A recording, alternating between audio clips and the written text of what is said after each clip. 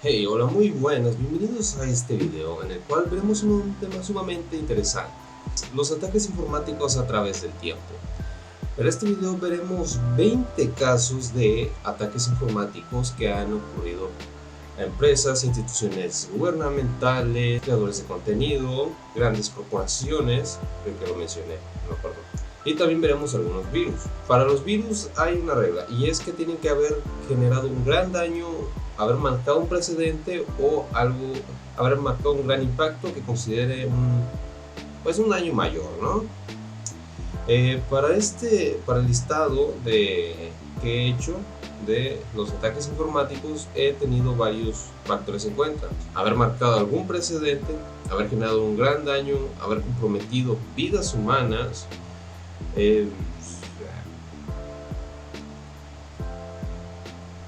haber hecho mucho daño en general. Así que comencemos la lista y primero que nada vamos a hablar sobre, bueno, qué mejor de hablar sobre ataques informáticos que del primer virus que hubo en la historia. El que voy a mencionar no fue como tal el primer virus realmente no fue, bueno, no tenía intenciones maliciosas, se llamaba Creeper y se usaba cuando todavía existía la red de ARPANET. Ese primer virus se llamaba Creeper y lo único que hacía era dejar un mensajito que decía I am the Creeper, catch me if you can, was. Sí, lo que hacía era que pasaba de un nodo a otro, nada más se instalaba un instante, dejaba un mensaje, luego se reenviaba a otro lugar y se borraba. De hecho, este virus no tenía intenciones maliciosas, quiero decir, no afectaba el rendimiento del equipo, no se replicaba a sí mismo, simplemente era un experimento para ver la propagación de archivos en la ARPANET.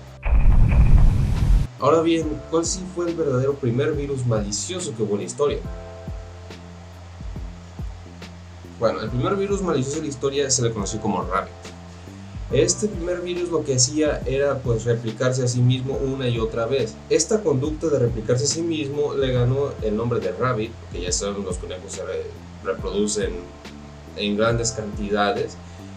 Pero también se le dio la connotación de virus a este tipo de software, de programas que se replicaban a sí mismos, o más bien fue lo que le dio el nombre. Claro que en la actualidad hay virus que funcionan de otra manera, pero se sigue llamando virus. Fue gracias a que conocemos los softwares maliciosos o los malwares como virus. Tal como dije, se replicaba a sí mismo una y otra vez hasta que dejaba obsoleto la máquina. Generó mucho dinero en pérdidas y marcó el antecedente de que hay softwares que solo hacen daño. En aquel entonces la gente que tenía computadoras, principalmente grandes empresas, no tenían ni idea de que existían ese tipo de amenazas, así que no estaban preparados para ello. Ahora hablemos de un grupo de hackers, ¿no? Por regla general, los hackers no actúan de manera individual, sino actúan de manera colectiva. Durante los 80s y 90s era más común que los hackers actuaran solos, pero se dieron cuenta de que eran más eficientes si se juntaban. En este caso estamos hablando de 1981, como mencioné, una etapa muy temprana para que estos individuos se juntaran, crearon un precedente también, al igual que el virus que vimos.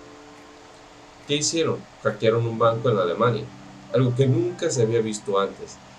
Vulneraron los sistemas de seguridad que eran bastante, digamos, pésimos. Realmente no estaban preparados para ser atacados, quizá para soportar uno que otro virus, algún intento de un hacker sin experiencia que se intentaba colar, pero no un grupo de hackers.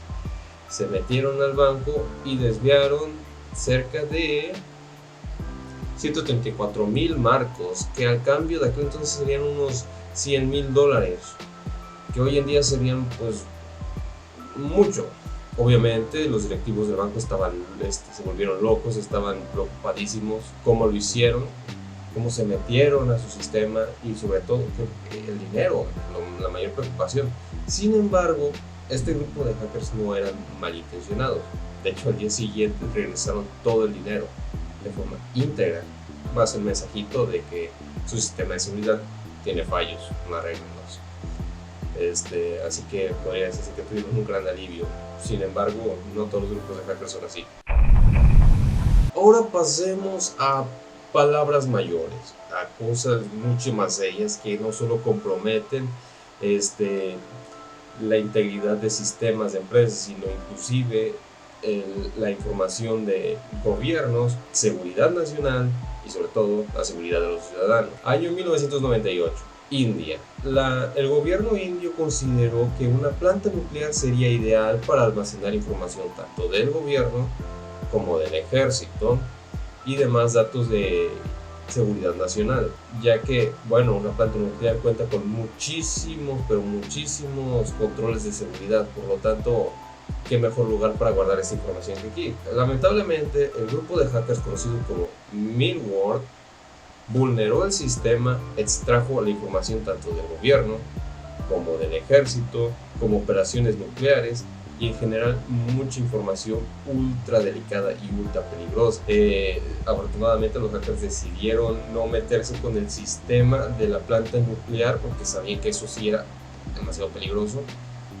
Podían provocar un accidente de proporciones colosales a lo tipo Chernobyl, así que eso lo dejaron intacto, se metieron más bien con la información. Esto puso en alerta no solo a la India, sino a todos los países del mundo, ya que se dieron cuenta de lo peligroso que son los grupos de hackers. No solo eran un grupo de personas acá frikis sin vida social que se invitaban a picarle a las compus, no, podían dejar vulnerables a países enteros y fue cuando muchos gobiernos empezaron a preocupar de verdad. Bueno, supongamos que somos un adolescente prepuberto en 1999. Nuestra mamá por fin nos dejó tener nuestra primera computadora. Y pues estamos ahí navegando, viendo los correos, ¿no? Que Pepe me mandó un correo, dice, hola, ¿qué tal? Yo se lo respondí, jajaja. ¿Y qué pasó? Nos dimos cuenta de que nuestro amigo Miguel nos ha enviado un correo que nos promete pues, contenido, digamos, pícaro, lujurioso. Este correo llevaba un enlace que supuestamente era una página de contenido para adultos. Ya saben a lo que me refiero. Así que nosotros, bueno, el adolescente, prepuberto, todo lujurioso que se está descubriendo a sí mismo, pues por mera curiosidad decide abrirlo a ver qué es, ¿no?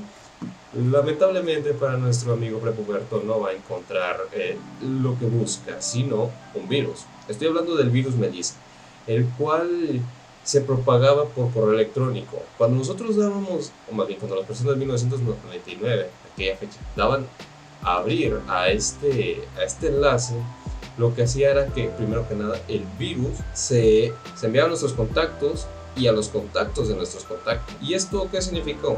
Bueno, primero que nada, el adolescente prepuberto va a ser regañado por su mamá duramente si es que la tenía agregada en contactos y que las demás personas van a pensar que es un cochino. Esto se podría quedar aquí, pero si simplemente fuera eso no entraría a esta lista. Lo cierto es que la cantidad con la que se propagó este virus en aquel entonces fue tal, colapsaron múltiples servidores de internet, dejando completamente inútil a muchos, bueno, sí, servidores. No podían operar debido a la gran cantidad de solicitudes que se daban. Se estima que el 20% de los usuarios de aquel entonces fueron víctimas de este virus. De hecho, años después, recuerdo que a mí mismo llegué a ver en otras redes sociales que había este tipo de virus y que seguía en operación, que quizá podría hacer que mi perfil de usuario esté mostrando este tipo de páginas, es decir, que lo estoy compartiendo cuando yo no lo estoy haciendo.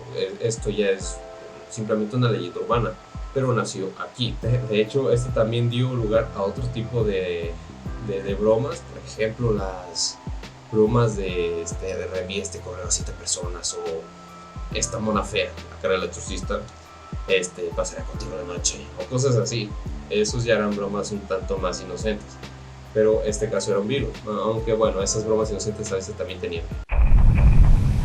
¿Quién se acuerda del chango morado? También conocido como Bugsy Body. Este pequeño personajito, todo bonito, mírenlo, es un chango morado, gordito. ¿Quién no podría confiar en él? Bueno, nació con la premisa de que era un asistente personal que inclusive tenía inteligencia artificial que se podía adaptar a nosotros, al usuario, para darnos una experiencia personalizada. Spoiler, no lo hacía, ya estaba todo programado y nos daba pues consejos sobre navegación de internet, nos contaba chistes y hasta cantaba con una voz robótica, pero chistosa. Además era adorable, como lo dije. Lamentablemente este no era un software que intentaba ayudarnos, sino todo lo contrario. Era un virus, y uno muy molesto que inclusive la actualidad llega a afectar a muchos usuarios. ¿Qué es lo que hacía este virus? Primero que nada, literalmente robaba nuestro historial de navegación, no nos avisaba en ningún momento de que va a hacer esto, y lo enviaba a los servidores de la compañía dueña de este software. Después, ahora un poco más molesto, ya que afectaba directamente al usuario, y era que instalaba los toolboards. No sé si lo recuerdan, los toolboards eran como barritas que aparecían en la barra superior de los navegadores, muchas veces eran para barras de búsqueda, complementos de aplicaciones y tal, y al final acababan saturados los navegadores con estos toolboards. Quienes descargamos cosas de Softonic sabemos qué es esto, pero Softonic nos avisa, e inclusive podemos desmarcar la instalación de estos toolboards. BusyBuddy no lo hacía, no avisaba, simplemente decidía que lo iba a instalar y ya. Literalmente estuve leyendo gente que usó el navegador y lo cerró, lo volvió a abrir 5 minutos después y había toolboards. Nunca avisaba de esto. Y finalmente secuestraba literalmente hacía eso, secuestraba la barra de inicio, el inicio de, la página de inicio del sistema operativo. Y no podíamos desinstalarlo, lo cual era otro problema muy grande. De hecho es complicado, y mucha gente hoy en día recomienda, si te llega a infectar con BusyBuddy, formatea el disco duro y reinstala el sistema operativo. Así te ahorras muchos problemas. Claro que podemos instalarlo por otros medios, pero es un tanto más complicado. La razón por la que considero como un ataque es que estaba enfocado a los niños. Es decir, había una planeación de prácticamente un trabajo de marketing para hacer llegar este virus, porque eso es lo que es un virus, no un asistente personal como ellos lo vendieron, hacia los niños, quienes incautos descargaban la aplicación e instalaban y se acababan jodiendo la computadora. Año 2000, pasemos a otro virus, y ya sería el penúltimo virus que vamos a ver, creo. Es uno que es prácticamente un virus fulminante. Estoy hablando de un virus y también muy cruel, engañoso. De nuevo se propagaba por correo electrónico, ¿no? Somos el muchachito prepuberto que ya aprendió la lección, no picar en enlaces desconocidos. Ya no nos creemos esos, pero nos ha llegado un correo que dice I love you, con un archivo que dice carta de amor.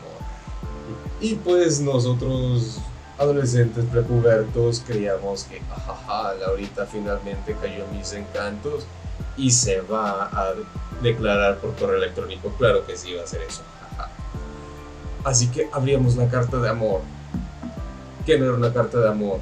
Era un virus el cual podía la partición de arranque e impedía encender el equipo. Eso es lo que hacía este virus conocido como I Love You. Repito, el año 2000. Mucha gente era incauta en aquel entonces y caía en este tipo de cosas. Se estima que cerca del 10% de los usuarios de aquel entonces cayeron ante este virus. La razón por la que lo menciono en esta lista es porque los autores, los cuales son filipinos, nunca fueron a la cárcel. Y es que en aquel entonces muchos países no contemplaban este tipo de ataques, de situaciones como delitos, así que no había una legislación que lo castigara. Y pues ahí siguen libres. Se estima que se gastaron que ocurrieron cerca de $10 millones en pérdidas, lo cual no es poco ni en aquel entonces ni mucho menos ahora. Pasemos al que creo que ya es el último virus que vamos a mencionar, y el cual es considerado uno de los peores de la historia de la informática, y estoy hablando del virus Zeus, nacido en el año, o más bien detectado por primera vez en el año 2009. el cual se propagaba de una manera que ya hemos visto por correo electrónico, pero también en archivos que descargábamos de internet, es decir, cosas acá pues, piratonas y cosas así. Lo que hacía este virus era que, por cierto, que era un troyano, hacía uso de varias funciones del equipo. Por ejemplo, detectaba las pulsaciones del teclado, capturaba los formularios que llenábamos, lo cual era muy peligroso si decidíamos pues, registrar nuestra tarjeta de crédito, ¿no? Porque ya estábamos dando todos estos datos a los autores de este virus. Se generaron pérdidas de cerca de 70 millones de dólares a causa de este virus. Se robaron información de grandes compañías como por ejemplo Amazon, Oracle y el Banco de América, y otra más, Cisco. Se estima que 1 millón de dispositivos fueron infectados solo en ese año y en Estados Unidos. En todo el mundo ocurrieron muchísimos más. Este virus, por lo que hizo, por lo que representó, se considera uno de los más peligrosos de la historia. Año 2010, y de nuevo vamos a hablar de un hackeo de los peligrosos, de los que son palabras mayores, no hacer ver a un prepuberto como un muchacho caliente o robar información de tarjetas bancarias. No, ahora estamos hablando de seguridad de personas, no de equipos de cómputo, sino personas. Se hackeó una planta nuclear en Irak. Y no se robó la información, sino literalmente se fue sobre los sistemas que controlaban la planta nuclear. El ataque fue perpetrado supuestamente por el gobierno de Estados Unidos e Israel, los cuales usaron un virus llamado Stuxnet.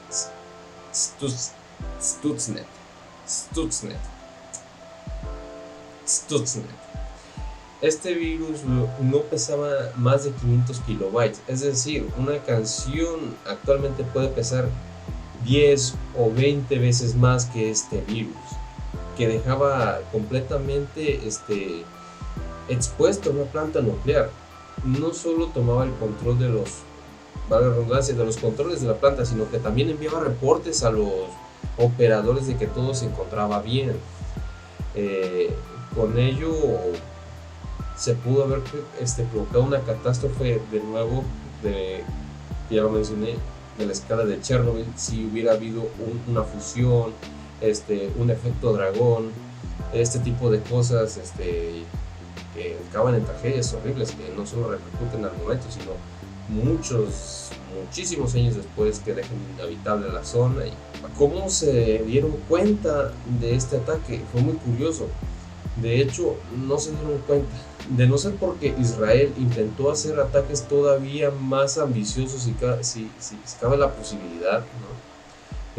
Fue que Irán detectó esta infiltración y la pudieron detener.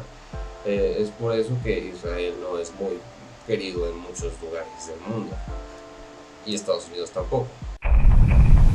Este es uno de los ataques más comunes que podemos encontrar al momento de buscar, y es ataques a grandes compañías con el fin de obtener dinero, ¿no? En este caso la víctima fue Sony, más concretamente los servidores de PlayStation, o más específico todavía los de PlayStation 3.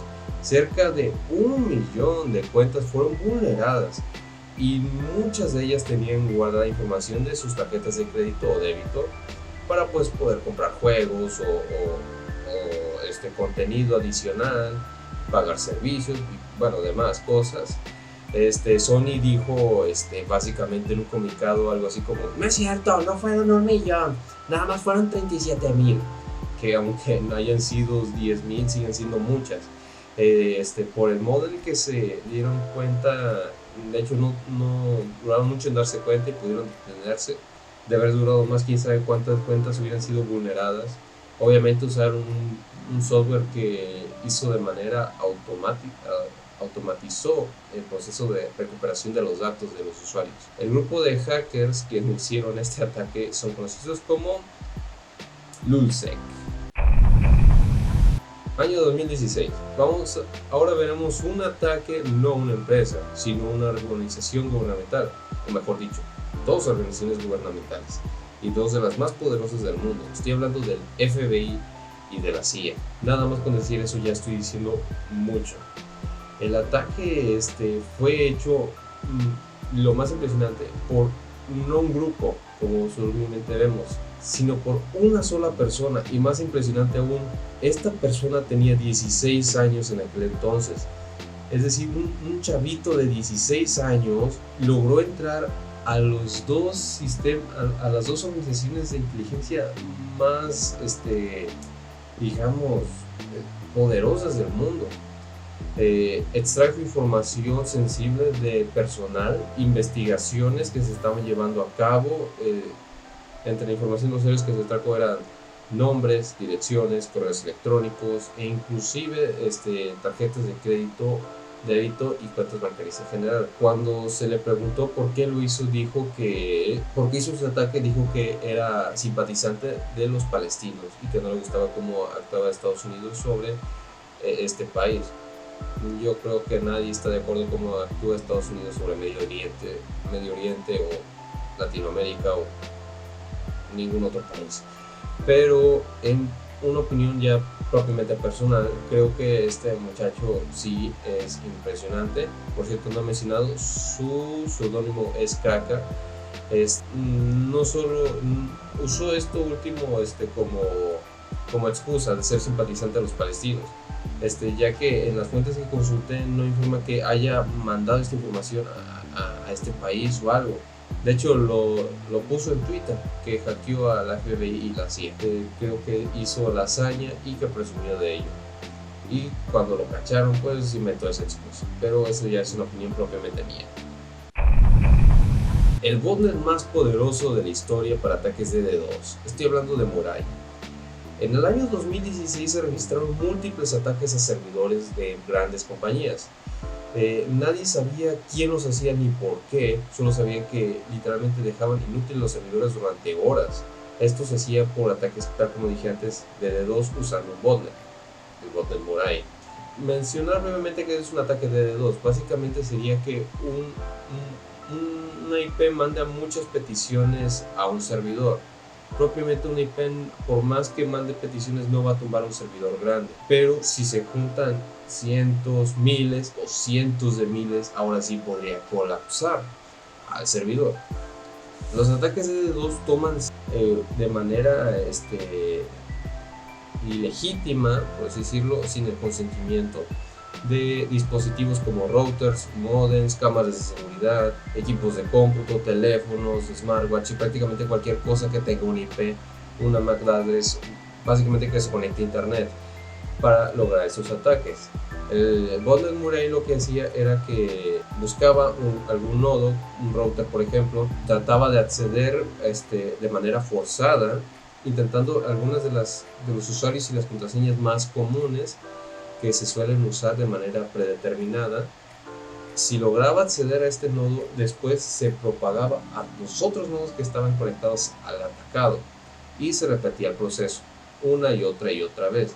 Llegó a tener este botnet a cientos de miles de dispositivos, en particular de los de tipo IoT o Internet de las Cosas, para atacar a servidores. Ahora bien, ¿y por qué hacía esto? Eso es lo más curioso.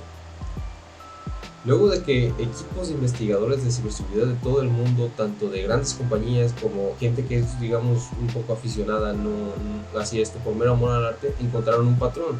Y es que los servidores, todos ellos, de uno en menor o mayor medida, ofrecían cobertura para servidores, para Minecraft, ¿no? Eso primero lo tomaron como un dato insignificante, luego vieron la relación y se pusieron a investigar y se dieron cuenta que los autores de este botnet literalmente lo crearon para joderse la competencia, ya que ellos tenían su propio servidor para Minecraft y querían quitarse a los competidores del medio y que los usuarios solo usaran el suyo. Algo desproporcionado en mi opinión, pero así fue. Al final los descubrieron. El botnet Murai sigue siendo operativo, pero ya no es lo que en su momento fue. Otro ataque a una gran compañía, en este caso a Amazon, y más en concreto a su servicio AWS o Amazon Web Service, el cual permite usar servidores para las compañías, ¿no? Su sistema fue vulnerado por un grupo de hackers, los cuales insertaron un virus del tipo parásito, no para robar información ni para vulnerar datos, no, robar dinero, perdón, esos dos, no para robar información o sacar dinero, no. Lo que ellos querían era usar el hardware de Amazon y dar criptomonedas, en concreto bitcoins. No duraron mucho antes de que Amazon se diera cuenta y recuperaron sus sistemas, pero sí lo tuvieron un ratillo y se estima que se sacaron algo de bitcoins en ese hackeo. Ahora vamos a hablar sobre de un tema sumamente polémico. De hecho, dudé en poner este caso porque aún a la fecha se debate si fue cierto o si no fue cierto o en qué medida fue cierto, ¿no? Y estoy hablando de la intervención rusa en las elecciones de la presidencia de los Estados Unidos en el 2018. Hay fuertes evidencias que indican que que Rusia sí intervino en las elecciones. Esto hackeando los sistemas electorales del país, entre otras actividades que favorecieron al presidente de aquel entonces, Donald Trump. También hay documentos que indican que el partido de este individuo, Donald Trump, era consciente de esta intervención, pero pues hicieron unos tontos y no dijeron nada, ¿no? O sea, se dieron cuenta de por pura casualidad, no sabían en cierta medida de esto, pero no dijeron nada. Tal como dijo, hay evidencia, pero nada en concreto. Pero es curioso cómo los ciberatacantes pudieron determinar el futuro de un país y no solo, y bueno, digámoslo así, también del mundo, ya que las políticas de Donald Trump afectaron a otros países. Facebook ha estado metido en un montón de controversias y polémicas debido a tanto mal manejo de datos, desvío de información, hackeo de cuentas, venta de datos y prácticamente un montón de cosas que abarcarían para un solo video. No voy a hablar de Cambridge Analytica porque eso no fue un hackeo, no vulneraron información de una manera estrictamente dicha. Sí hubo robo de datos, por así decirlo, pero no entra en lo que estamos viendo hoy. Hoy vamos a hablar sobre algo que como tal no fue un hackeo y como tal tampoco se vulneró la información de los usuarios, porque se recopiló la información pública de cerca de 500 millones de los usuarios de Facebook en el año 2019, tal como digo. Entre la información que se extrajo era nombre, correo, teléfono, género, situación laboral y hasta situación amorosa. Toda esta información los mismos usuarios la proporcionaban de manera pública y un software se encargaba de recopilar de manera masiva toda esta información, metiéndola en datos. Durante algún tiempo se vendía el acceso a la base de datos que contenía todo esto, pero ahora ya está de manera libre en algunos foros de hackers.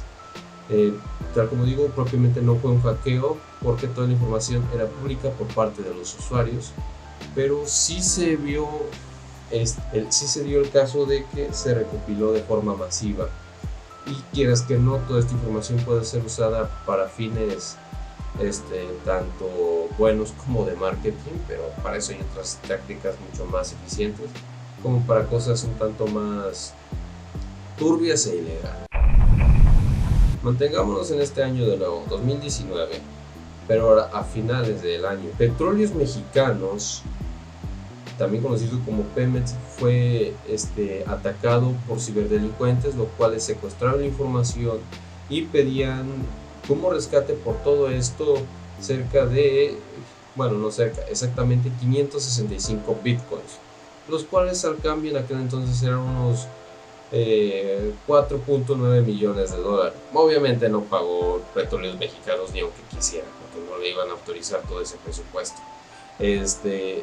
Los hackers, bueno, al final se recuperó los sistemas, pero toda esa información, que eran cerca de 6 gigas de datos, de archivos, tanto de empleados, de operaciones, de procesos y bueno, en general mucha información se extrajo y se encuentra navegando libremente en internet. Algunos de estos datos y archivos son, uno podría pagar por acceder a ellos, y otros, tal como dije, se pueden consultar de manera gratis en algunos foros de hack. Lo más curioso del asunto es que pese a esta situación, en México el país sigue sin prestarle mucha atención a estos asuntos, porque pues son cosas de la compu que no importa, porque pues no se está muriendo nadie, así que a los gobernantes pues no les van a meter más mano. Claro que no, ¿cómo para qué? Son compus nomás. Estamos hablando de una fecha relativamente reciente, y de hecho vamos a ver los siguientes van a ser entre 2020 y 2021, ya que los ataques se dispararon en estas dos fechas. Nos centramos en esta primera del 2020, lo cual es muy curiosa, ya que una cosa es hackear una institución gubernamental, una empresa, de nuevo una institución gubernamental mal financiada y que no le presta atención, hackear a una empresa dedicada a la ciberseguridad en concreto, y una de las más importantes del mundo, y es estar a otro nivel. Y es el caso de lo que ocurrió aquí. La empresa FireEye, que es a nivel de inglés, sufrió un ataque por parte del grupo de hackers conocidos como APT29 o Cosipir, el cual está relacionado con el sistema de inteligencia ruso, el cual tiene sentido que hayan logrado entrar a una empresa de ciberseguridad. Pero el asunto no solo es eso, sino lo que robaron. Robaron un software muy potente dedicado a verificar vulnerabilidades en sistemas, tanto aplicaciones web como de escritorio, como móviles, y bueno, en general. FireEye lo usaba para esto, para monitorear, encontrar errores y luego hacer el proceso de corregirlos. En manos indicadas es una excelente herramienta, pero en manos incorrectas literalmente muestra cuáles son las vulnerabilidades del sistema y cómo se puede meter. Obviamente no van a decir cuáles son, los van a usar para acceder. Horas después de haberse producido este ataque, grandes compañías como Intel, Cisco, Nvidia e inclusive Microsoft reportaron que recibieron intentos de vulnerabilidades relacionadas con esta herramienta, la cual no menciona su nombre, es SolarWinds. Es un tema sumamente delicado, ocurrió muy recientemente y sigue habiendo repercusiones. De hecho, las investigaciones continúan al día de hoy. De nuevo, año 2020, a un tema todavía en lo particular más delicado, ya que involucra cierta pandemia que dicen que hay por ahí, que pues nos tiene encerrados, ¿no? Y estoy hablando del robo de información de la vacuna de AstraZeneca. Literalmente un montón de grupos de hackers y de gobiernos intentaron meterse a los sistemas de AstraZeneca, de esta farmacéutica, para robar la información que tuvieron de la vacuna que estaban desarrollando el año pasado. De algunos países que se detectaron que estaban atacando eran está confirmado de nuevamente nuestros amiguitos de APT29, los rusos, intentaron colar a los servidores de AstraZeneca, también Hidden, Cobra y Serium, el cual está relacionado con el gobierno norcoreano. Algunos otros más fueron el chino, el estadounidense, pero este último no fue el gobierno, sino un grupo de hackers, un grupo indio, también un iraní, y pues un montón que se intentaron meter. Hackearon Twitter, y de una manera muy curiosa, en el año 2020.